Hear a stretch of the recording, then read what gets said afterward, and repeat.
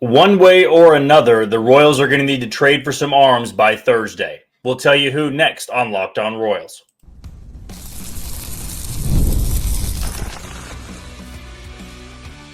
You are Locked On Royals, your daily Kansas City Royals podcast. Part of the Locked On Podcast Network, your team every day. You are tuned in to Locked On Royals and the Locked On Podcast Network. I'm your host, Jack Johnson, and you can find me on Twitter at JohnnyJ_15. That is at JOHNYJ_15. You also can catch us on wherever you listen to podcasts. That can be Spotify, Apple Podcast, Amazon Music, Google Podcast, Odyssey, and YouTube. Just be sure to hit the follow button and subscribe. For you first-time listeners wondering how this format works, I will be bringing you episodes Monday through Friday, though could be a little bit different this week with the trade deadline. There might be a move that happens where we already get an episode out in the morning, and then we bring you another one later on about that player. Or, like we did on Sunday, we had a story about Seth Lugo, then didn't have one yesterday, but we basically just used Sunday's episode for Monday. But typically, unless there's that breaking news, we bring you those episodes Monday through Friday, 30-minute episodes in length. We will be off on the weekend, but you can count on Chance Lebo to bring you the Locked On Royals postcast, and he comes to you live after each and every Royals game for about 15 minutes. Did so last night. Going to be doing the same thing again tonight and tomorrow for the series finale against Atlanta. Let's dive right into it. Feels like it's been a while since we last did a podcast, though it was only Sunday night, and it was just about a lot to cover that happened over the weekend, which was Seth Lugo getting the extension and then Randal Grichuk being acquired by the Royals in exchange for Andrew Hoffman. The trade deadline is coming up on Thursday, and with the Royals having an off day, it will not surprise me if we end up having multiple episodes. I'm going to try to get an episode out Thursday morning, and then I'm assuming a move is going to happen, so I might do something Thursday night as well. We'll play it by ear, though, for that day. But with the trade deadline being on Thursday, I believe the Royals are far from finished in making their next move. And yes, I do expect them to still be in the hunt for some offensive help. That has clearly been a focus for a long time now, and that goes back to the offseason. But now you have a different need, an additional need, I should say, to get something done before Thursday, and that would be starting pitching. I got some pushback on this idea a couple of weeks ago, and once again, I got some pushback a few days ago because people don't want to see the Royals acquire pitching. They want to see offensive help because that has been the glaring weakness of this team. Now, all of a sudden, though, the pitching is just begging for scraps in terms of looking for help anywhere. And they're having to pull from AAA. They're having to sign guys to minor league deals and quickly promote them. As I teased to open up the show, one way or another, I don't know if it's going to be in a buying element or a selling element. They have to get some pitchers. And it's really just to close out this year. So that's why I believe the rental route with pitchers is the best way to go about this. I looked at 2026. Your rotation is set. You have Cole Reagans returning. You have Seth Lugo under contract. You have Michael Wacha under contract. You will have Chris Bubich with an extra year of control. And then you're going to have Noah Cameron with his multiple years of control. Those are your five. And as long as they have a good offseason, they remain healthy, there is no need for the Royals to add starting pitching in free agency other than maybe a swing starter. I could see that. So maybe I'll backpedal on that just a few steps. They do need a swing starter because that's something they didn't have last year until they acquired Lorenzen, and they didn't have this year really at any point. Maybe they do bring back Michael Lorenzen and give him a team-friendly deal. Not to say they couldn't look in the market for relief pitching. I believe they need to do that. And honestly, one move that makes a lot of sense for them would be to acquire Hunter Harvey back because he's a pending free agent this year, and I believe he'd be really cheap because he hasn't been available this year. But the stuff still plays up. But for this trade deadline, for the rest of the year, it makes a lot of sense for the Royals to go out there and acquire another pitcher. Just one, really. And if they want to add two, I get it. I can just see pitching for certain teams being a little bit more expensive, even if that guy is a rental piece. So the first name that comes to mind is Aaron Savale. Savale was in Milwaukee, asked for a trade. They trade him to the White Sox. The White Sox give up Andrew Vaughn, who's crushing it for the Brewers. And Aaron Savale's been pretty good for the White Sox. Maybe not as good as you're expecting, not as good as he was in Cleveland, but good enough numbers and would absolutely pencil in just nicely for the Royals rotation. There's also some history there with Brian Sweeney in Cleveland. They worked with Aaron Savale over there. It's why he became a big name. And then he was in Tampa and he was in Milwaukee. He's built a nice career. And the White Sox have no need to hang on to him. They're likely going to trade him and Adrian Hauser from their rotation. Hauser would be a good pickup as well if they chose to go that route. I would just see Savale being a little bit cheaper. Really good cutter, throws a lot of pitches. The numbers don't pop, but you are just looking for some extra help. And I saw a couple responses to my tweet a few days ago, which was, we'll just call up AAA guys. And the Royals did promote Thomas Hatch and DFA'd Rich Hill. We'll talk about that in the final segment of today's show. They just can't keep doing that, though. You're hoping to get Michael Lorenzen back in August. You're hoping to get Cole Reagans back in August. And those will be two huge arms to add to the rotation. And I'm saying that mainly because the availability just hasn't been there for the better part of 2 months. You now no longer have Chris Bubich for the rest of the year. And you are trying to not rush these guys back, but get them back in a timely manner, because you have made it clear to everybody out there that you are buying instead of selling, and you are trying to give a push here in the second half of the season. And there's still a way you can do that with rental players, cheap rental players. I mean, I already feel the offense and the lineup looks better having Randall Grichuk and Adam Frazier out there. And those are not monumental pickups. It more so says what the Royals have been running out there for the better part of this year. Randall Grichuk is a league average bat, and that changes what the lineup looks like when he's out there. Same thing goes for the rotation. Instead of starting a 45-year-old Rich Hill, which they had to, they didn't have any other options. Instead of starting Dallas Keuchel or Thomas Hatch, you can go bring in somebody that's already made 15 to 20 starts this year, has a 4.1 ERA, a sub 2.2 ERA in his last 3 starts, and is going to throw a lot of strikes. You just need another Michael Lorenzen for the rotation. And that's what you have to work with. So this notion of, well, just call up AAA guys and see if you can do it, that's not really in line with what they're trying to do. You don't go out there and acquire some rental players and then say, well, we'll just throw it together for the rotation. No, your strength is your pitching, and you need to find ways you can upgrade it ever so slightly. I thought with what they did with Adam Frazier and Randall Grichuk, those are moves you can make for pitching too. You gave up a 28-year-old minor league guy, a 4A guy, and another 4A reliever for 2 guys that upgrade your lineup a little bit. You need to upgrade the rotation now because Chris Bubich is out and you're still waiting on Michael Lorenzen and Cole Reagan's return. So Adrian Hauser, Aaron Savale, both would make sense. Charlie Morton makes sense as well in Baltimore. They just traded Sir Anthony Dominguez to the Blue Jays. So you can tell now they're trying to trade off some of their pitching. Charlie Morton, 41 years old. Maybe you want to push back a little bit on that because of the age. And they just saw Rich Hill pitch 2 starts, the 2 starts he had to make. So that maybe makes me think that Michael Lorenzen's closer to returning than expected, which is good news, of course. Still need another starter and still need somebody that's not going to cost you a lot.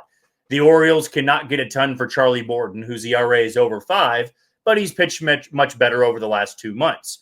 The White Sox are not going to get a ton for Adrian Hauser and Aaron Savale, much less for Aaron Savale, which is why I feel he's the better fit there.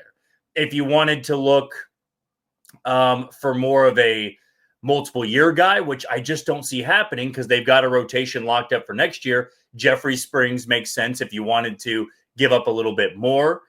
You also can look at JP Sears with the Athletics as well. That's another guy who you can just plug into the rotation, count on him every 5th day. The numbers are not going to pop in the same way they don't pop with Michael Lorenzen, but he does his job. And you cannot be going up against these teams in the second half, throwing Rich Hill out there, throwing Dallas Keuchel, throwing Thomas Hatch. Thomas Hatch likely is going to make the start tomorrow. That's why I believe they made this roster move, unless they trade for somebody and their day would line up. Like they're not pitching on short rest. They would have pitched on Friday or Saturday, and they'd line up to throw on Wednesday. I don't see that happening, though. I would see whoever they would acquire be starting in the next go-around next week against either Toronto or Boston. This needs to happen, though. You may be against buying. The Royals just cannot go the rest of the year with this current rotation. Starting a 45-year-old, which now no longer is going to happen because Rich Hill was DFA'd, but throwing guys that have bad numbers in AAA or at the end of their career twice in a week. Just can't happen. That's asking too much from those guys. They need to just have a slight upgrade in the same way they got a slight upgrade with Randall Grichuk and Adam Frazier. We're going to take our first break of the show. When we come back, I believe the era of MJ Melendez is nearing its end. It just has not worked out this year, and the Royals have kind of run out of time, in my opinion. I'll give you my thoughts next on Locked On Royals. You are tuned in to Locked On Royals and the Locked On Podcast Network. I'm your host, Jack Johnson, and you can find me on Twitter at JohnnyJ_15. Want to tell you about FanDuel, and with FanDuel, summer sports are in full swing, and whether you're all about baseball under the lights, golf on the green, or high-stakes soccer action, FanDuel is the best way to make every game even more exciting. You're already following the action. Why not make it a little more thrilling? With FanDuel, you can get in on the game while your friends are getting sunburned at the beach. New to FanDuel, new customers can bet just $5 and get $150 in bonus bets if your first bet wins. Open the FanDuel app today or visit FanDuel.com to get started. For my pick, I'm going to take Ronald Acuna over total hits tonight against Seth Lugo, and I'm also going to take the over on run total for the Royals offense off of Eric Fetty, who will be making his first start for the Braves. These are the two games the Royals absolutely have to have. Last night was kind of wishful thinking, but they do have the advantageous matchup tonight, and we'll see who the Royals throw tomorrow. I guess Thomas Hatch, but I like their matchup against Joey Wentz, speaking for that lineup. Now going back to the lineup, and more so the bottom of the order, and guys I don't believe are going to be around much longer. Let's talk about MJ Melendez. I can admit that last year in the offseason, I had high hopes for MJ Melendez.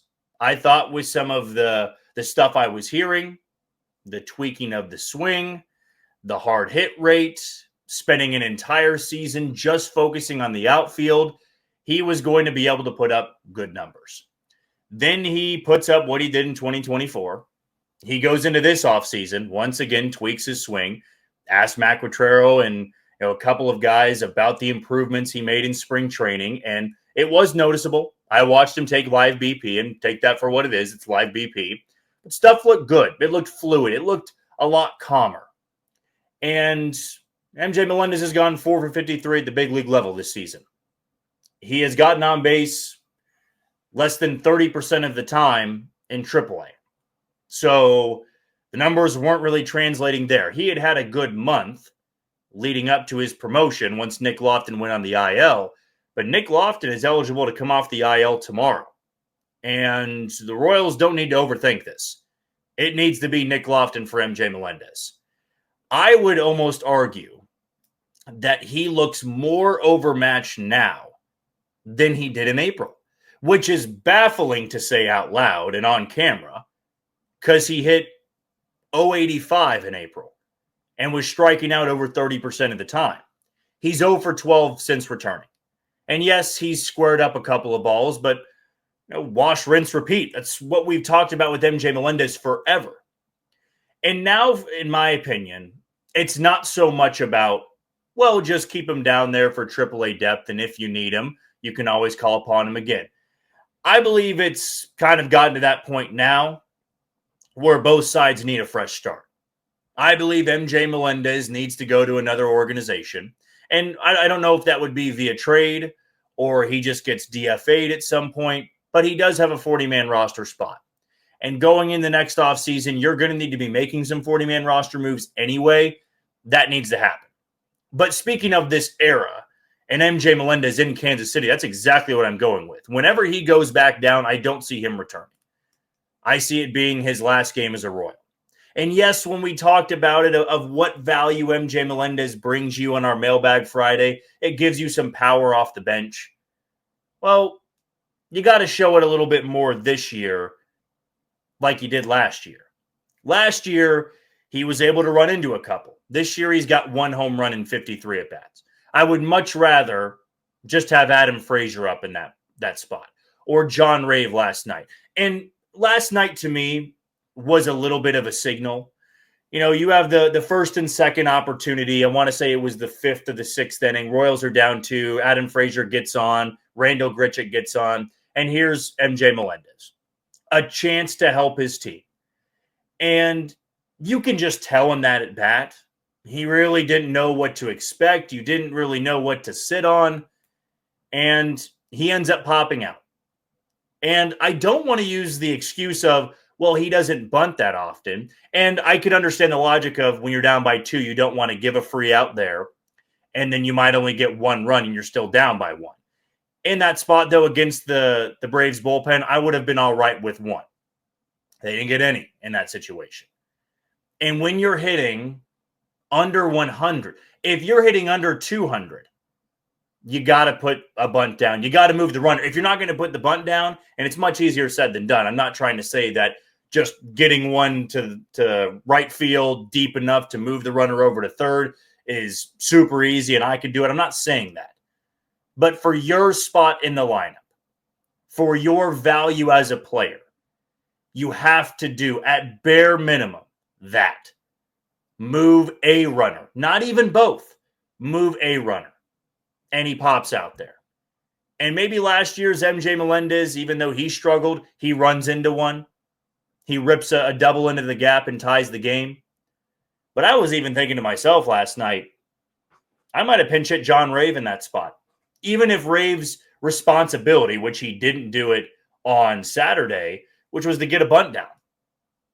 Lay one down, just get the runners over. Now it's second and third. You're setting up Kyle Isbell, who did strike out on 3 pitches. But you're setting up a guy who might be able to lay one down again and score a run. He's excellent at that. Or just roll one over to second base, and now it's 5-4 instead of 5-3. And again, I'm not going to use that excuse of he can't bunt. He tried to lay down a bunt earlier in the night. Against the shift, he was trying to get one down. He's able to do that. And in that spot, because I know the Royals do get a lot of green lights of, well, if you feel you want to bunt in this spot, you feel it's a good opportunity, then lay it down. And there's also times they are told you got to bunt. But for a lot of these guys, it's if you feel that you can get it down and you're going to have a well-executed out or beat it out, by all means, go and do it. And for Melendez, that felt like the opportunity to do it. You were not going to gap one. You were not going to run into one. You just needed to move the runner. And do you have a better chance of moving the runners with a bunt or moving the runners with a deep fly ball to right field? Clearly, he felt it was a deep fly ball to right field, but he never looked comfortable up there. And then he popped it up. I don't see it being a fantastic end to his time in Kansas City. I don't see it being a positive. Maybe he does come off the bench tonight, pinch hit, home run, you feel great about him. But the Royals also need to be upgrading everywhere they can for this second half push. And for MJ Melendez, he's not an upgrade over Nick Lofton, which is why maybe I didn't even need to do a segment on this. Nick Lofton, when he returns, needs to be the replacement for MJ Melendez. John Rave's not going anywhere. Tyler Tolbert's not going anywhere. It has to be MJ Melendez.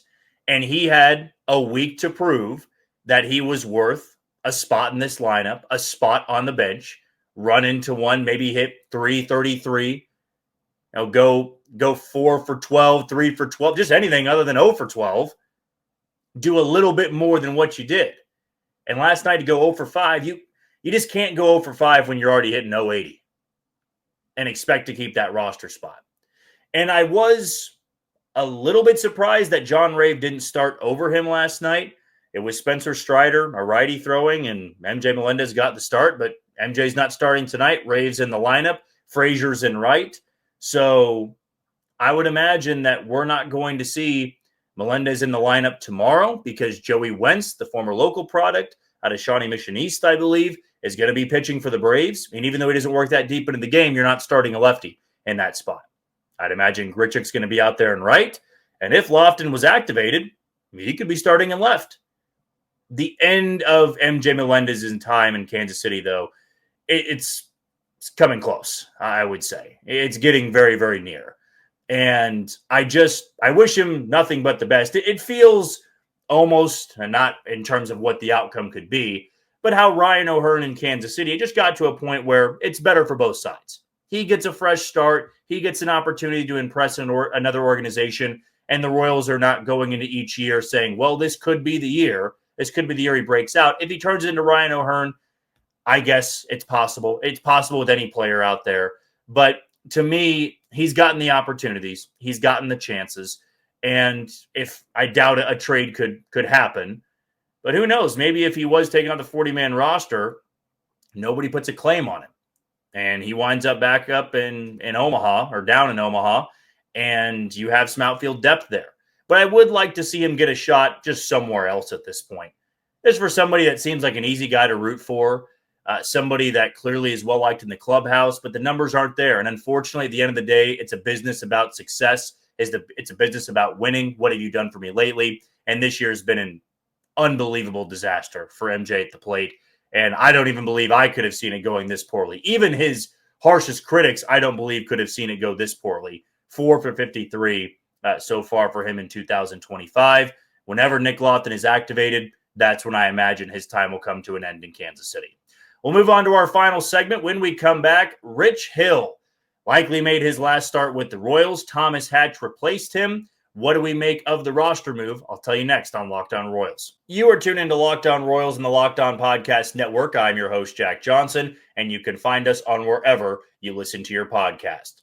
Want to tell you about OpenPhone. If you're running a business, you know that every missed call is money left on the table. Think about the last time you had a service emergency, like a burst pipe. If the first plumber didn't answer, did you wait? Nope, you just called the next one. That's why having a reliable business line is so important, and that's why you need OpenPhone. OpenPhone is the #1 business phone system that helps you streamline and scale customer communication, all from an app on your phone or your computer. OpenPhone is offering Locked On Royals listeners 20% off your first 6 months at openphone.com/LockedOnMLB. That's OpenPhone.com/LockedOnMLB. And if you have existing numbers with another service, OpenPhone will port them over at no extra charge. OpenPhone, no missed calls, no missed customers.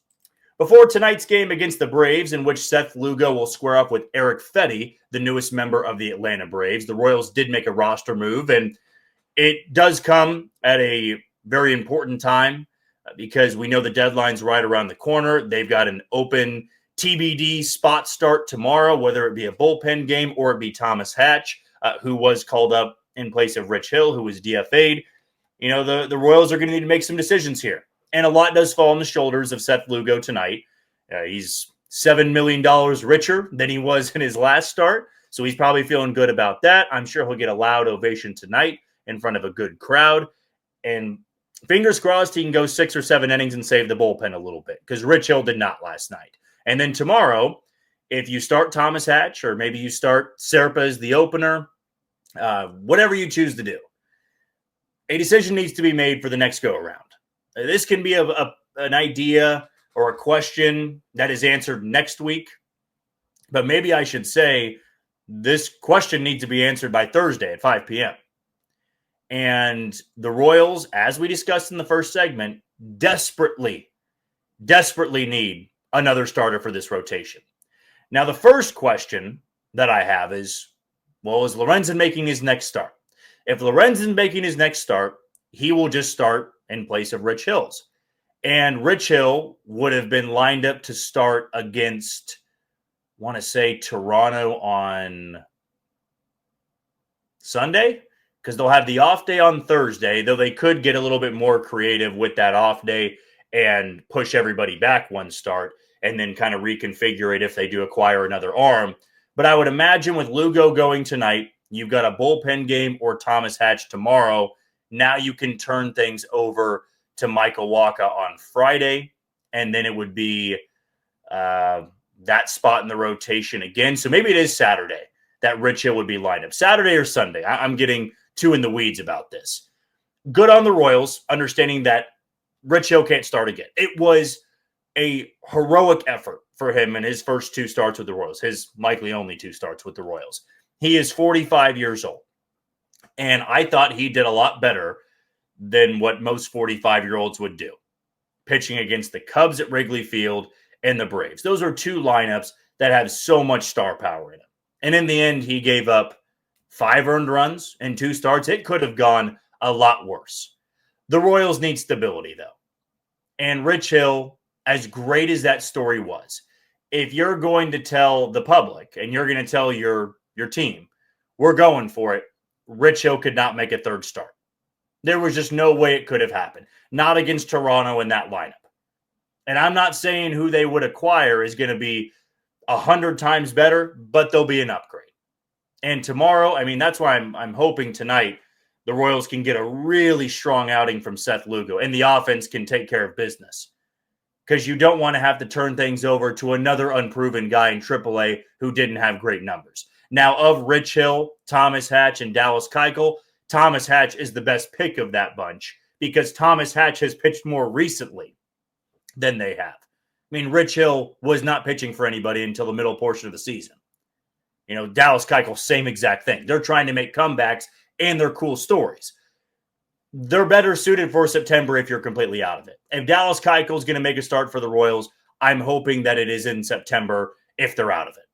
That is the only time I would enjoy seeing Dallas Keuchel start a game, when it no longer matters. I just didn't want to see another Rich Hill start. As much as I idolize, you know, the old version of him, that big loopy curveball, the great nickname Dick Mountain, and just pitching so deep into his career, I can recognize the importance in baseball history for what he's doing. But for the Royals, it's not in their best interest, and they understood that. I'm sure they watched it last night. They knew where Michael Lorenzen was at and said, okay, he did what he needed to do. He didn't win either of the 2 games. He also didn't blow up. I mean, he went 5 innings in Chicago. He went 4 innings last night. The command wasn't there, but am I going to sit here on this chair harping about a 45-year-old's command? No. I mean, it was as expected. When you throw 87 to 90, which honestly is pretty firm for a 45-year-old. Some 45-year-olds would be throwing in the low 80s, and that would be their fastball. It just feels that the Royals probably told him too, when he was called up and was going to make the start in Chicago, you are only going to make these 2 starts. And then after that, we wish you the best of luck. And I believe that would have been the case if he pitched better than he did. I mean, he pitched well in Chicago against the Cubs. He didn't get any run support. He did not pitch well last night. He just didn't. Ball was all over the place. And maybe I'm being a hypocrite now because I'm going against what I just said about harping on a 45-year-old's command. But the Royals are needing to have some good starts the rest of the way from guys that they're not necessarily counting on to be the workhorses. You are counting on Seth Lugo, Micah Wacha, and Noah Cameron to carry you the rest of the way. You are hoping Michael Lorenzen can return and give you what he was giving before the injury. You are hoping that Cole Reagans can come back by the end of August and be the Cole Reagans of last year. I would even take the Cole Reagans from April where he might go 5 innings but strikes out 10. I would take that at this point. You are desperately, desperately needing arms. And I'd imagine they are going to make a move for a starter by Thursday at 5 p.m. I feel pretty confident about that because they're not going to go the rest of the way with 2 empty spots in the rotation and 2 uncertain spots. They probably have a good idea when Michael Lorenzen is returning. They are hopeful about when Cole Reagans can. You still need another starter if both those guys are back by August. You need that swing starter. You need a little extra help there. Somebody that's stretched out, somebody that can help you in a way that Michael Lorenzen did last year. Who do you think makes the start tomorrow? Are the Royals going to go with a bullpen game, or are they going to start Thomas Hatch? And more importantly, do you see the Royals trading for anybody more by Thursday? If you've got your thoughts, leave them in the comment page below or reach out to me on Twitter. But as for us, that'll do it for another edition of Locked On Royals on the Locked On Podcast Network. I have been your host, Jack Johnson.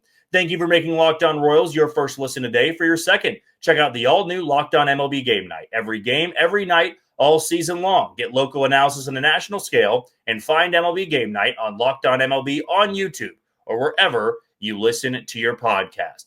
Tomorrow, we're going to wait until after the game to break down what happened. And who knows, maybe go over a couple of moves the Royals might be making before the trade deadline on Thursday. But until tomorrow, you take it easy, Kansas City.